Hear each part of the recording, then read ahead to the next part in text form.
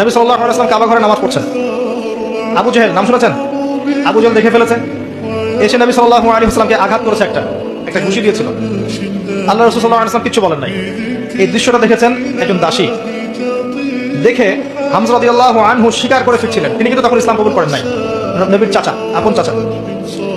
হামজা রাদিয়াল্লাহু আনহু আসছেন, তাকে বলছে ইয়া আবু আমারা, ইয়া আবা আমারা, হে হামজা, তার উপনাম ছিল এটা। তুমি যদি দেখতে কিভাবে আবুল হাকাম ইবনে হিশাম মানে আবু জেহেল তোমার ভাতিজাকে গালি দিয়েছে, আঘাত করেছে। হামজা রাদিয়াল্লাহু আনহু বললেন আওয়া ফাআলা হাদা, সত্যি কি সেই কাজটা করেছে? তখন এই দাসী বলছেন ই ওয়া রাব্বি, আল্লাহর কসম সত্যি এই কাজটা করেছে।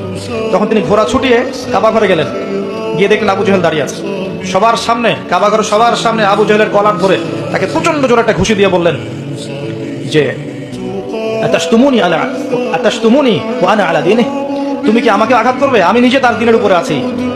আকুলু মা ইয়াকুল, ও যা বলে, আমার ভাতিজা যা বলে আমিও তাই বলি। রুদ্দাহা ইন ইসতাতা'তা, তোমার যদি ক্ষমতা থাকে এই ঘুষি ফিরিয়ে দিয়ে দেখো। কে বলেন এই কথা? হামজা রাদিয়াল্লাহু আনহু। এবং ওখানে সাক্ষ্য দিচ্ছেন যে আনা আলা দীনিহি ওয়া শাহিদতু আল্লা ইলাহা ইল্লাল্লাহ ওয়া আন্না মুহাম্মাদুর রাসূলুল্লাহ। তোমার যা ইচ্ছা এখন করো। কারো বুকের কলিজা ছিল না, ওখানে হামজা রাদিয়াল্লাহু আনহুকে একটা আঘাত করে দেখায়। এবার তিনি চলে গেলেন দারুল আরকামে, যেখানে নবী সাল্লাল্লাহু আলাইহি ওয়াসাল্লাম তখন ছিলেন। সেখানে গিয়ে বলছেন ইয়া ইবনে আখি, হে আমার ভাতিজা, কুনতু আনসুরুকা লিল হামিয়া, আমি এর আগ পর্যন্ত তোমাকে আত্মীয়তার সম্পর্কের কারণে সাহায্য করেছি।